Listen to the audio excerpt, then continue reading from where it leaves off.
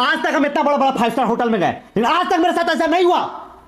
Sir problem क्या हुआ? Problem क्या है? बाथरूम में पानी नहीं आ रहा, आप अपने मैनेजर को बुलाइए। चलिए ना सर, हम खुद हाँ, देख लेते हैं। पानी नहीं आ रहा बाथरूम में, व्हाट इज दिस? पानी क्यों नहीं आ रहा बाथरूम में? What is this?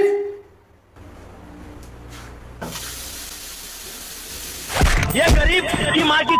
भैया 60 वाला चावल है? हाँ है। अच्छा दे दीजिए। ठीक है भैया, मम्मी को दिखा के आता हूँ। आंटी 60 वाला चावल है? हाँ है। अच्छा दे दीजिए। ठीक है आंटी, मम्मी को दिखा के आता हूँ। ले भाई दिखाया। ये ले बेटा दिखाया। जी आप बता सकते हैं ताजमहल किसने बनाया? मिस्त्री ने। अच्छा वो सब थोड़ी ये बताइए कि आपको भिखारी किसने बनाया? मेरा स्त्री ने। बस बस पहुंचिएगा। टिकट कटवा लिया? 2 टिकट कटवाया ना? हाँ हाँ हाँ।